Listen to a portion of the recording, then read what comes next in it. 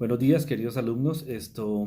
Dándole continuidad a los videos que venimos realizando con ocasión a la suspensión de las clases, nos corresponde en este momento entrar al estudio del título noveno, los delitos contra la fe pública, el cual contiene 3 capítulos importantes que están, digamos, separados de la siguiente manera. En uno se habla sobre la falsedad en la moneda, en el segundo se habla la falsedad de los sellos, efectos oficiales, y en el tercero, que abarca la falsedad en documentos. Es muy importante el estudio de este título porque efectivamente esta fe pública está enmarcada o está reconocida dentro de esa relación que existe en el Estado y los particulares, y son esa función que cumple el Estado en emitir específicamente la moneda que se encuentra circulante dentro del mercado, algunos sellos oficiales, y esa relación que existe entre los particulares y su obligatoriedad de, mediante o dando cumplimiento a ese principio de la fe, establecer una relación que necesariamente debe estar enmarcada dentro de unos principios que impriman la obligatoriedad de los particulares en manifestar siempre, tanto verbalmente como en la impresión de algunos documentos, imprimir siempre la verdad. Claro, esa función no solo está en cabeza, como vamos a ver más adelante, de los particulares, sino que también los servidores públicos, de acuerdo a las funciones que establezcan o que representen en ese momento el ejercicio de sus funciones, también va a tener una responsabilidad de acuerdo a su función y a la manipulación que esos documentos puedan llegar a tener.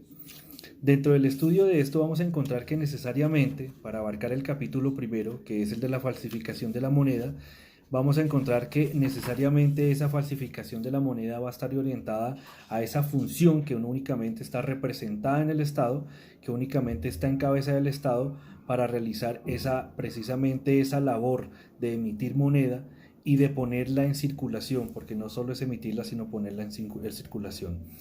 Necesariamente la relación que existe entre el Estado y los particulares implica obligatoriamente que exista una confianza legítima en las labores que se desempeñan.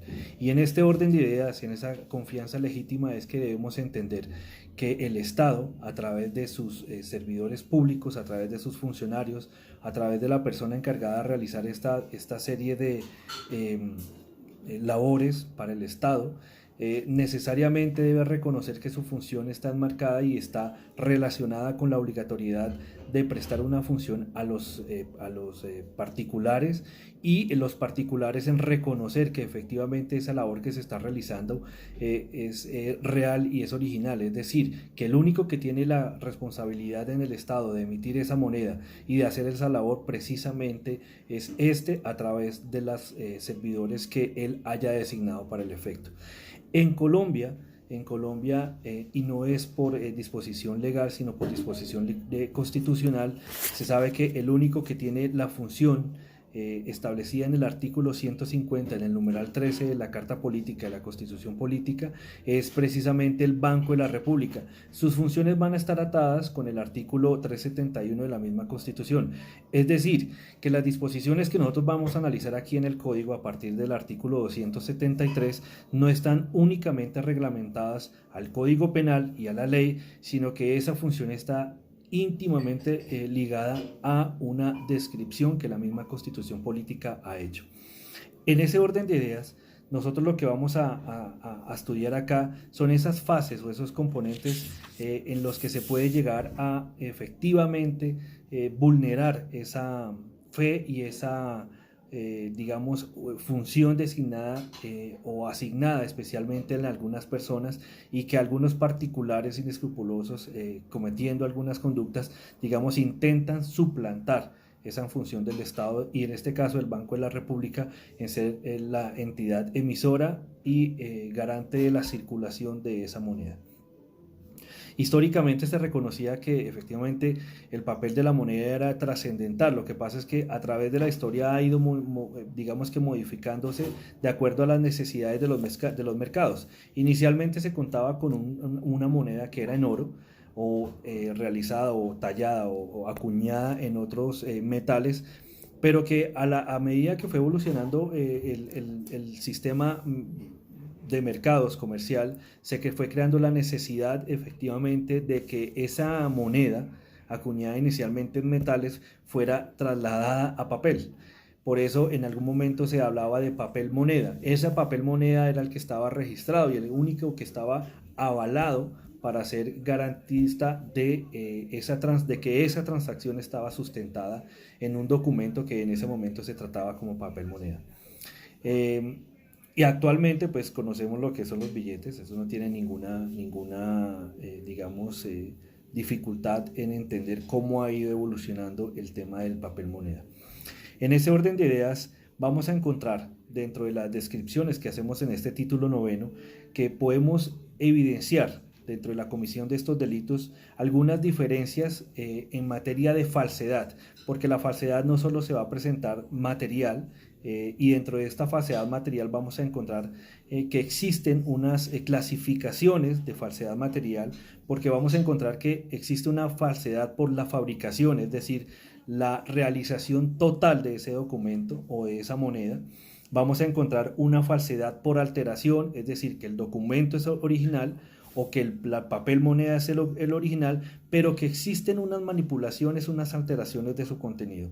Una falsedad de contrahechura, es decir, que se toma un papel, todo el papel todo el documento es falso, pero que se sustenta en un documento original, es decir, que se hace a imagen y semejanza de un papel original, pero el documento final es falso. Existe una falsedad ideológica en donde el documento es original, el papel es el original, es decir, se hace la falsedad es en cuanto al contenido del documento, una falsedad personal, que es una falsedad ideológica que se sustenta o se concreta en la sustitución o suplantación de la personalidad o de alguno de sus elementos, y una falsedad por uso, en donde el sujeto activo no es el encargado de realizar la falsificación, es decir, él no elabora la falsificación, no participa en esa falsificación, pero sí utiliza ese documento falso para realizar un cometido, ¿cierto?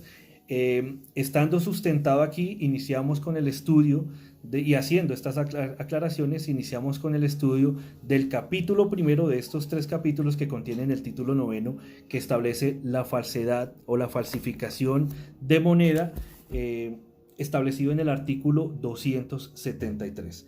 Él nos indica que el que falsifique moneda nacional o extranjera incurrirá impresión.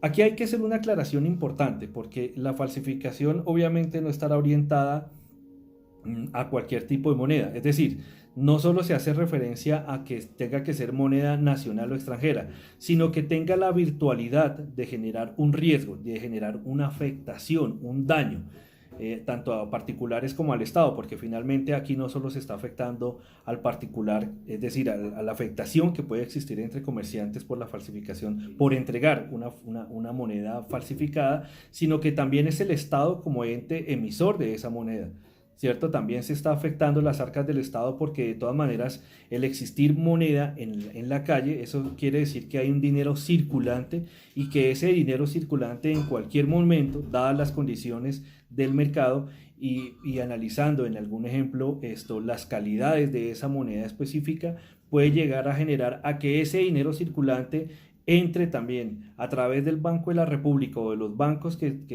están establecidos en los estados, entre necesariamente a las arcas del Estado ese papel o esa moneda falsificada.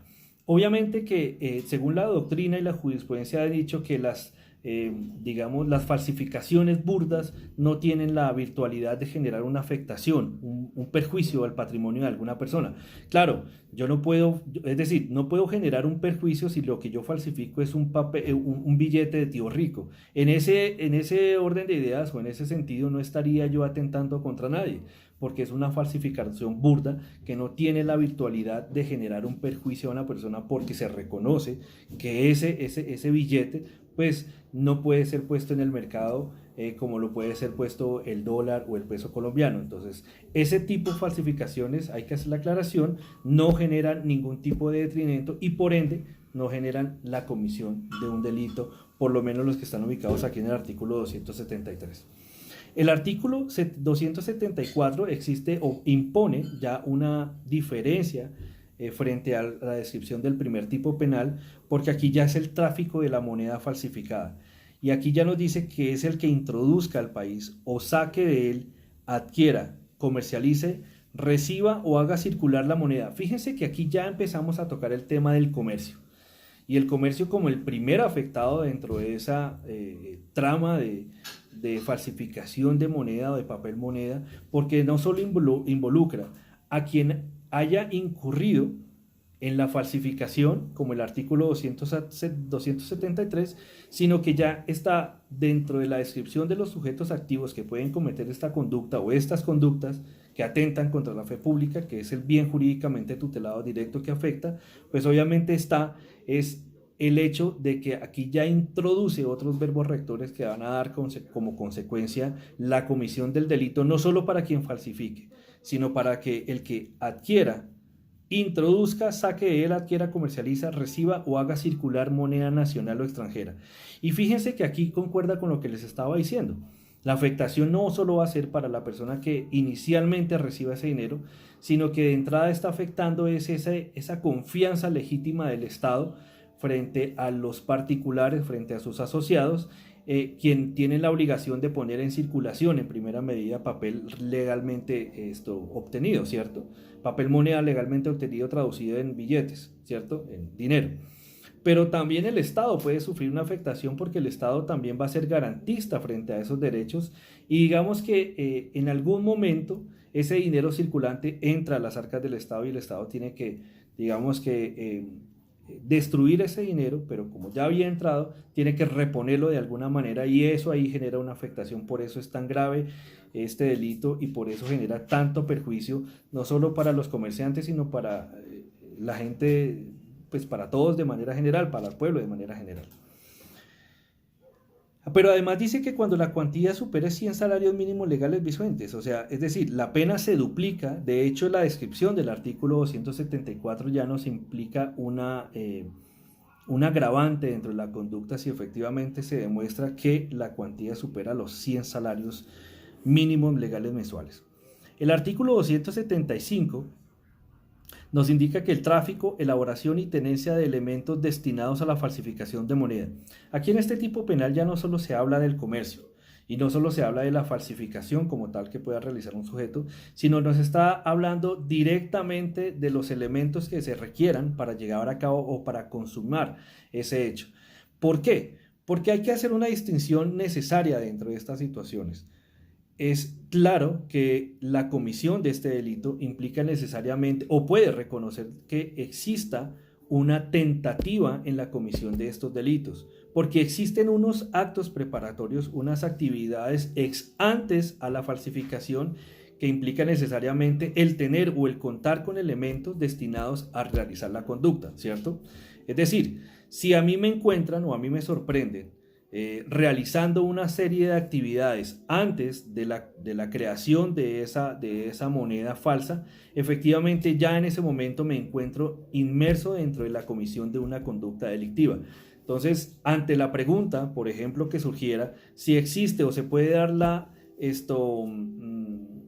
tentativa en este tipo de delitos, la respuesta es sí, se puede dar la tentativa porque van a existir unas serie de conductas antes de la realización o de la personificación, por decirlo así, de ese elemento que es el papel moneda como tal final falso. Existen unas circunstancias anteriores que dan cuenta de que efectivamente se puede llegar a cabo una tentativa dentro de la comisión de estos delitos.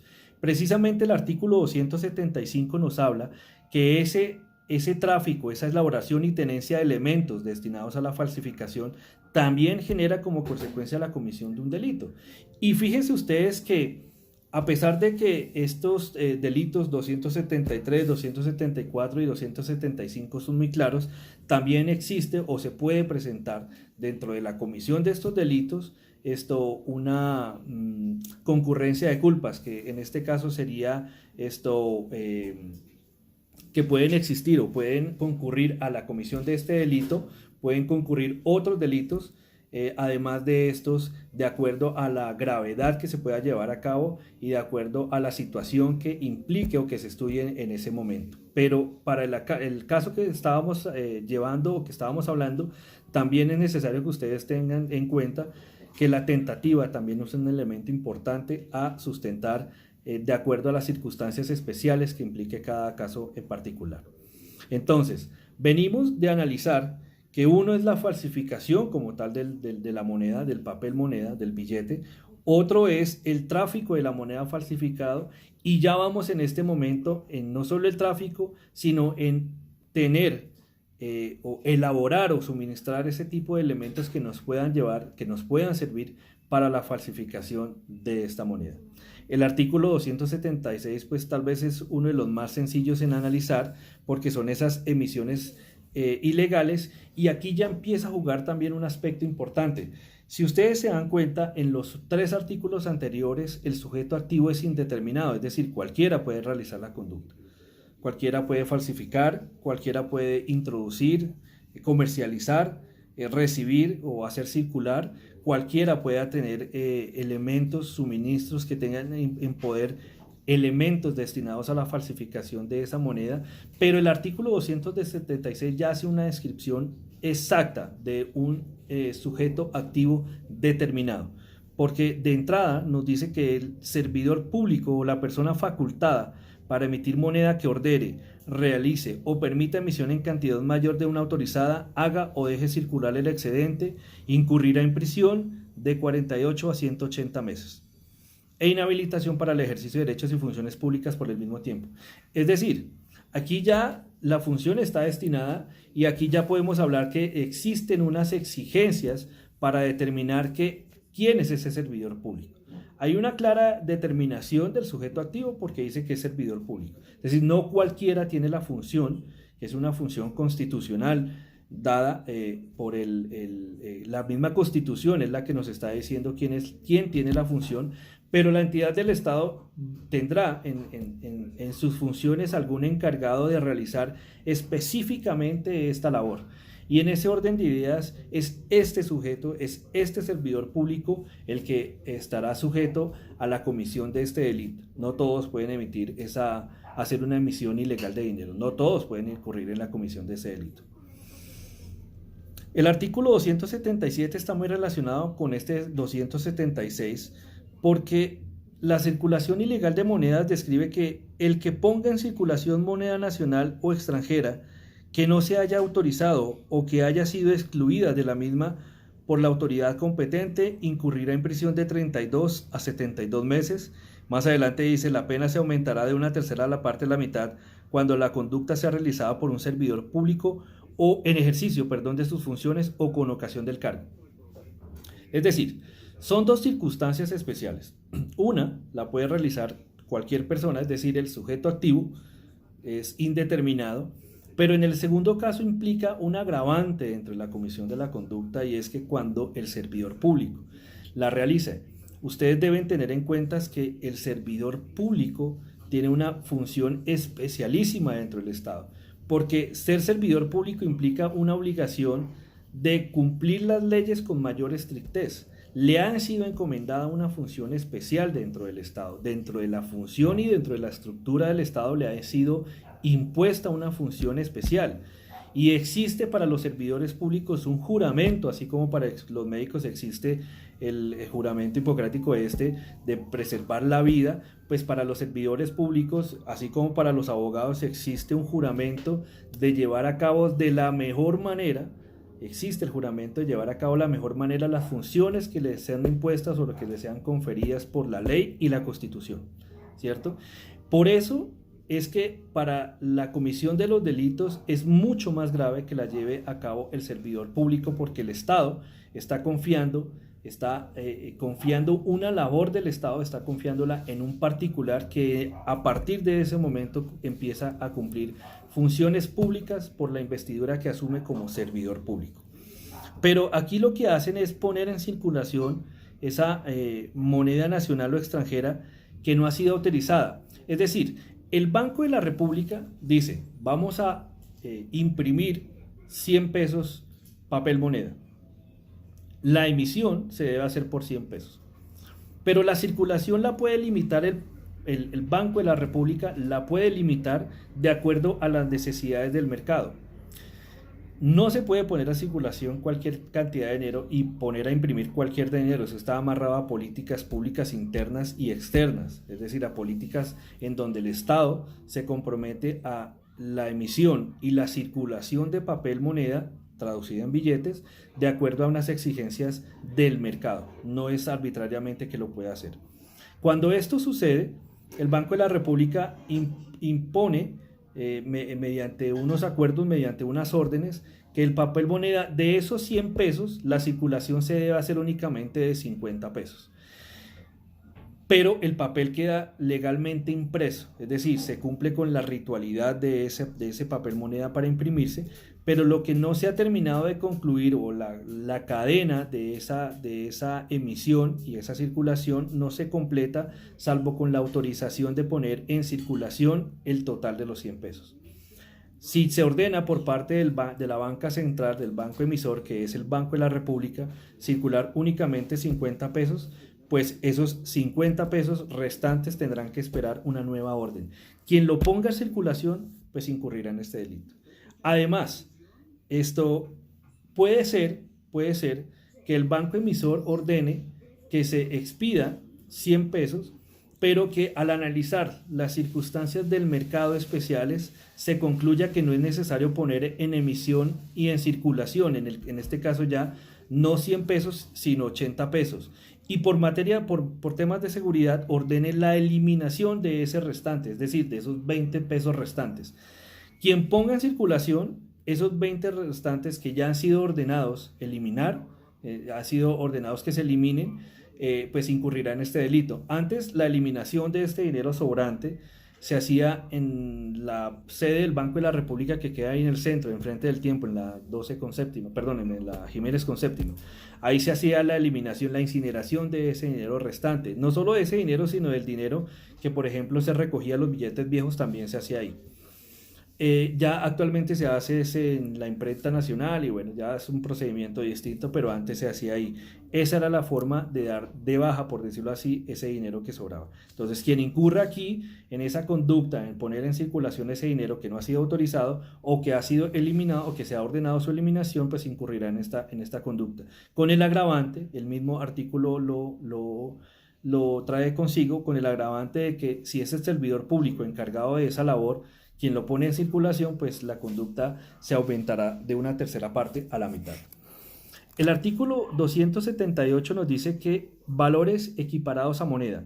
Para los efectos de los artículos anteriores, se equipararán a moneda los títulos de deuda pública, los bonos, pagarés, cédulas, cupones, acciones o valores emitidos por el Estado o por instituciones o entidades en que ésta tenga parte. Aquí nosotros tenemos que hacer una distinción especial, es que o debemos saber que los estados son garantes y son portadores de unos títulos. Los títulos del Estado son, por decirlo así, un cheque al portador. Son emitidos por el Estado para generar obligaciones, para contraer obligaciones, porque son títulos que se expiden a futuro. Regularmente se expiden a 100 años los títulos del Estado. Puede ser a menos, pero se expiden de unas sumas bastante grandes y lo hacen los estados es para garantizar un flujo de mercado de dinero constante dentro de los estados y para garantizar que efectivamente o para demostrar que efectivamente el estado tiene con qué respaldar la emisión y la circulación de dinero dentro del estado.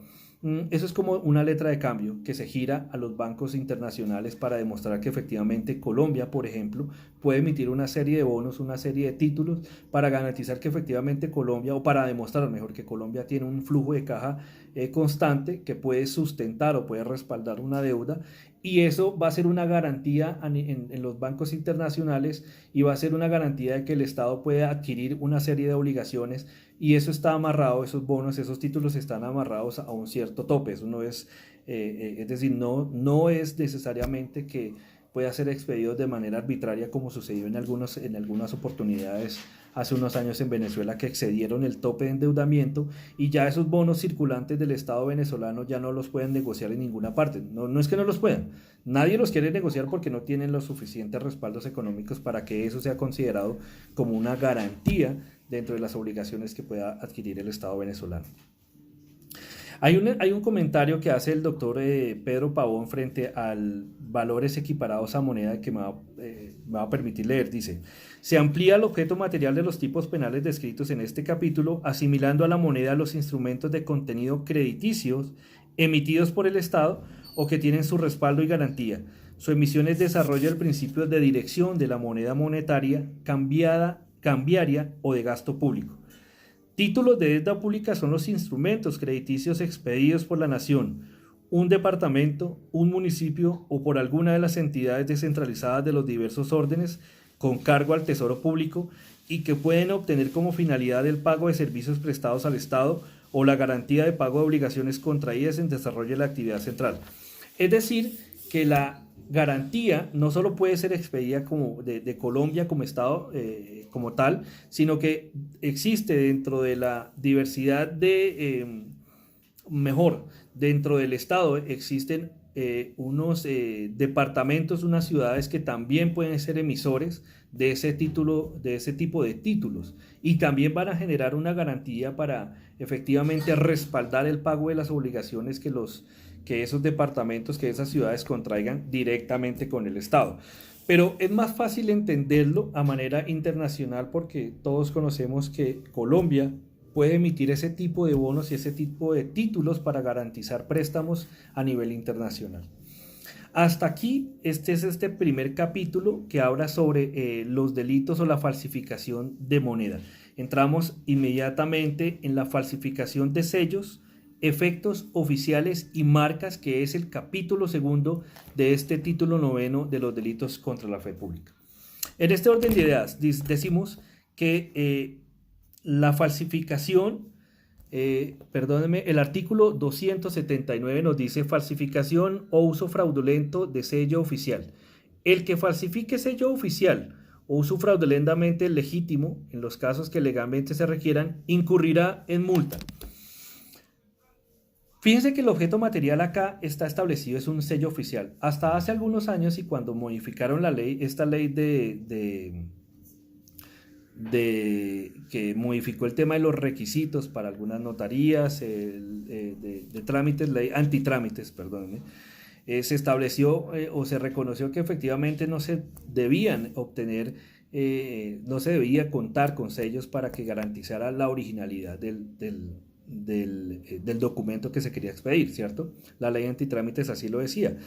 Es decir, que se empezó a suprimir dentro de las conductas típicas o para evitar que se cometiera reiteradamente estas conductas típicas, se empezó a suprimir esos sellos y se empezó a dar garantía que efectivamente cuando un documento fuera expedido por una entidad pública, esto se reconocía su autenticidad sin necesidad de que se requiriera su autenticación o su certificación o si se requeriría un sello.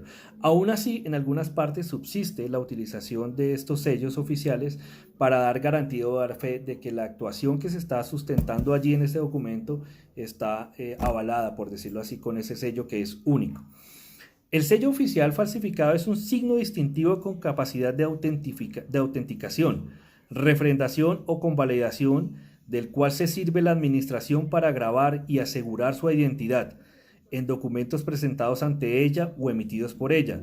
Se comprenden los dispositivos mecánicos, los timbres o sellos secos y las estampas a presión o a tinta que cumplan tal finalidad y contengan signos identificadores del Estado o de alguno de sus órganos.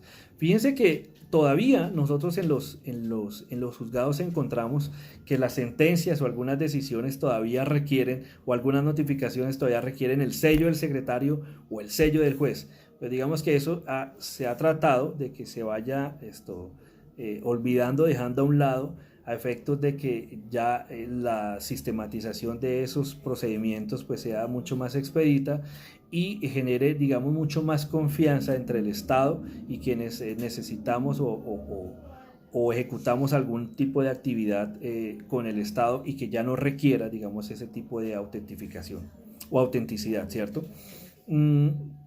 Pero pues conocemos realmente la historia de Colombia en materia de comisión de delitos que en algunos casos se hace necesario para evitar que se presenten precisamente estas situaciones. Aún así, el artículo 279 trae como consecuencia de la comisión de ese delito la multa. Claro, estos delitos que estamos hablando ahorita son susceptibles de concurrir con otras conductas. Es decir, la comisión de estos delitos generalmente va atada a otras conductas. Y en ese orden de ideas, pues no va a ser solo el análisis de una única conducta, sino va a ser la comisión del delito va a estar atada o va a estar amarrada a una secuencia de conductas que va a imprimir un agravante muchísimo más alto cuando se haga o cuando se lleve a cabo una dosificación punitiva. El artículo 280, falsificación de efecto oficial timbrado, nos dice que el que falsifique estampilla oficial incurrirá en prisión. Fíjense que nosotros actualmente, salvo casos excepcionales, hablamos de estampillas oficiales. Y esa estampilla oficial se conoce como sello de creación estatal que incorpora valores representativos de impuestos causados en virtud de ciertas actuaciones judiciales o administrativas. Y existía también una estampilla de correo, que era una corriente doctrinal que afirmaba que las estampillas de correo están comprendidas dentro de las expresiones estampilla oficial siempre que estén en circulación. Miren, de acuerdo a la ley 80 o en materia de contratación estatal, cuando algunas empresas o algunas personas se querían hacer parte dentro de una licitación, necesariamente dentro de esa oferta que ellos hacían o para hacerse parte de esa licitación, debían comprar una estampilla que tenía un costo. Era un costo específico, pero se hacía con una destinación especial, es decir, para cumplir o para acceder a ese requisito que era especialmente una licitación para contratar con el Estado. Y especialmente se empezó a eliminar eso. Tengo entendido que todavía lo utilizan en algunas partes, pero se empezó a eliminar eso porque esas estampillas pues, precisamente eran susceptibles de ser falsificadas o de ser utilizadas de una manera fraudulenta. Entonces, a efectos de, digamos que evitar ese tipo de comisión de delitos, se fue quitando esa exigencia. Todavía la utilizan, pero ha ido disminuyendo a efectos de que se realicen otro tipo de controles para ser susceptible o para participar en las licitaciones de contrataciones con el Estado. El artículo 281 nos dice circulación y uso de defecto oficial o sello falsificado. Dice, el que sin haber concurrido a la falsificación use o haga circular sello oficial o estampilla oficial incurrirá en multa. Y fíjense que aquí tiene una coincidencia con los delitos que hablábamos ahorita en el capítulo primero, porque una cosa es la falsificación y otra cosa es poner en circulación. Es decir, aquí en este tipo no se requiere que la persona haya concurrido a la falsificación del hecho, del sello o de la estampilla, sino que simplemente este sujeto va a hacer es poner en circulación esa estampilla que tiene unas características especiales y que su utilización va a ser limitada por especialmente la circunstancia por la cual fue creada. Es decir, si fue creada para la comisión no para la comisión, sino para participar dentro de una licitación, pues únicamente va a estar orientada a quienes quieran hacerse parte de esa licitación y nadie más. Nadie más puede llegar a utilizar esa estampilla. Ahora, quien utilice o quien la ponga en circulación para efectos diferentes a esos, pues podrá incurrir en la comisión de este delito, en el artículo 281. La conducta, dice el doctor Pavón, verbo determinador compuesto alternativo, usar o hacer circular, y se reprime la utilización y puesta en circulación de especies falsas. El uso debe consistir en dar a los efectos falsos el destino natural de las correspondientes especies legítimas, es decir, para un uso específico. El sello se usa cuando se le hace cumplir la específica función para la cual ha sido creado su equivalente legítimo. Usar implica utilización directa y personal del agente. Hacer circular equivale a entregar o introducir en el mercado las especies falsas.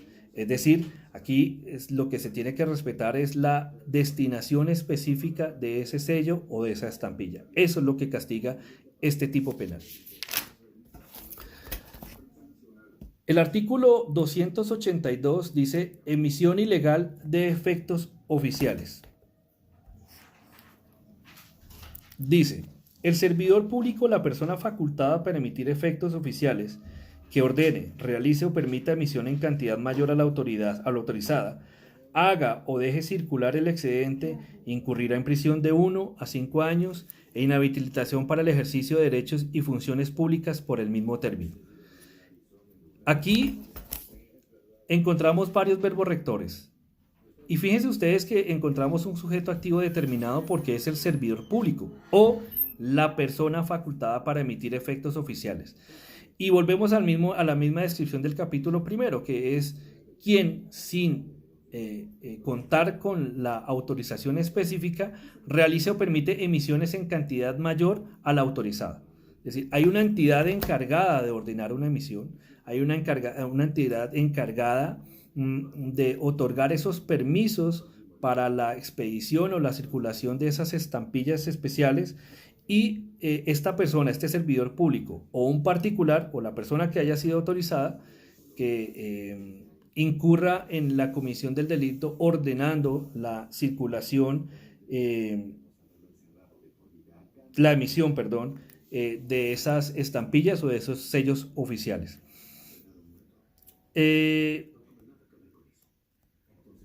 Ustedes dentro de la comisión de este delito, permítame, hago una revisión aquí. Dice el doctor Pavón, permítame un segundo.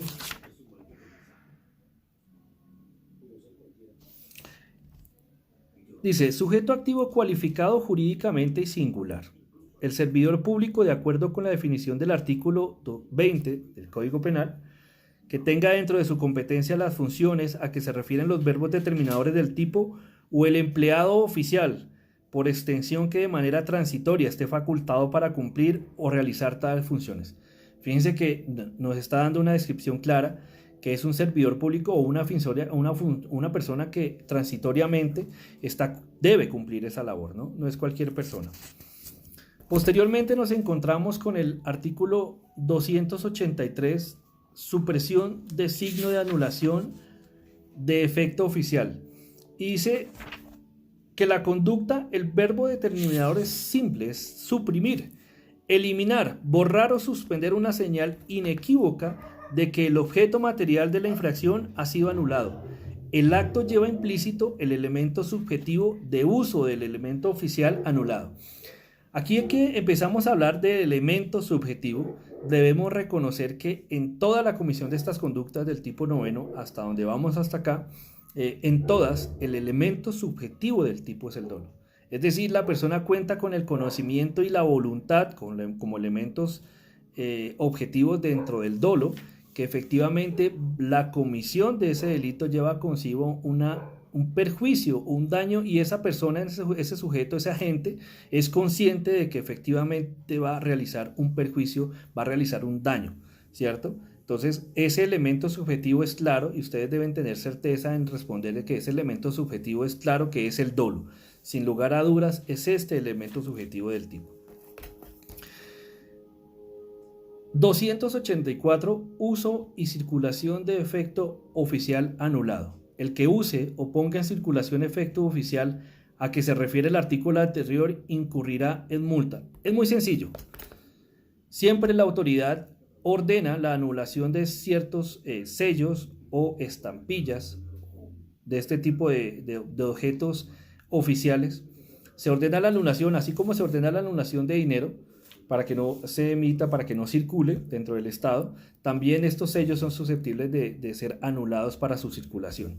Entonces, el que incurra en la circulación de un sello, de un efecto de estos oficial, incurrirá, pero fíjense que ya, pues con ocasión a que se han cambiado los tipos penales, al que el derecho penal ha ido evolucionando y a que existen otros mecanismos de seguridad que ya no necesitan que se expidan este tipo de sellos o de estampillas, pues obviamente la comisión del delito empieza a reducir y ya empieza a mutar.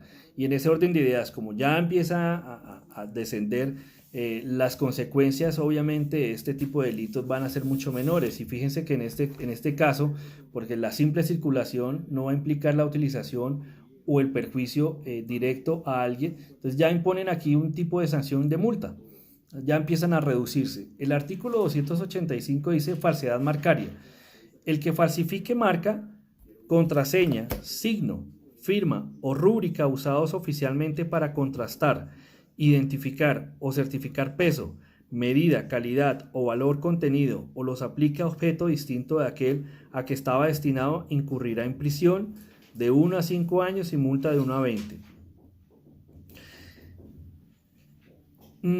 Este es muy común, esta falsedad marcaria es muy común que nosotros la conozcamos aquí en Colombia. Aquí constantemente se están haciendo este tipo de falsedades para precisamente cambiar, digamos, la cantidad y el peso de algunos elementos. Nosotros encontramos constantemente que las superintendencias están llamadas a estar ante el control de estas circunstancias antes de llevar a cabo una investigación penal, pero se ha demostrado que en algunas empresas llevan a cabo estas prácticas precisamente para generar unos, digamos, beneficios que están orientados es a la manipulación de esas cantidades, es decir, que los objetos no tienen las cantidades adecuadas que se indican, y entonces lo que se hace es generar unas estampillas, unas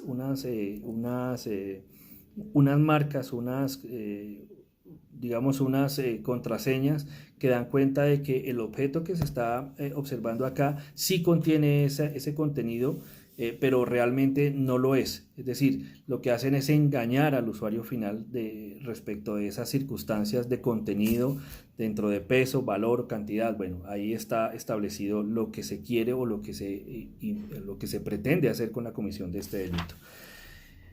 El objeto material aquí es real, la marca es el distintivo que identifica a determinadas especies.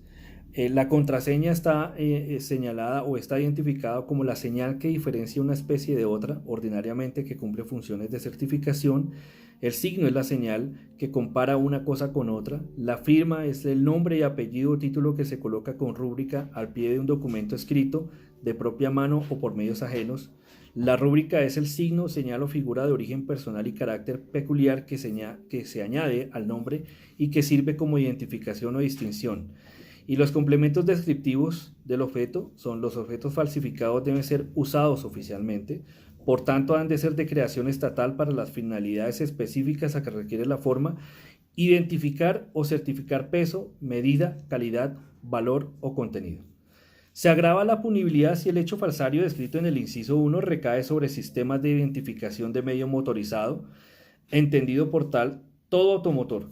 Y ustedes saben que aquí con el tema de las motos, más que todo, algunos vehículos que traían de Venezuela lo que hacían era limar el número de serie del motor, reimprimírselo para que pudiera entrar y para que pudiera pasar los controles de seguridad estatales para poderse registrar ese automotor. Entonces era muy constante, o todavía es muy constante, que se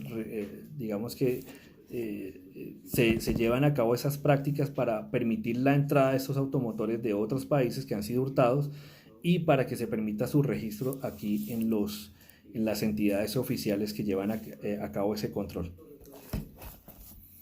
Hasta aquí el capítulo segundo. Ya en un video que voy a hacer a continuación de analizaremos el capítulo tercero, que nos hace referencia a la falsedad en documentos. Muchas gracias, espero que les guste. Ya continuamos con el capítulo tercero de este título noveno, que son los delitos contra la fe pública. Muchas gracias.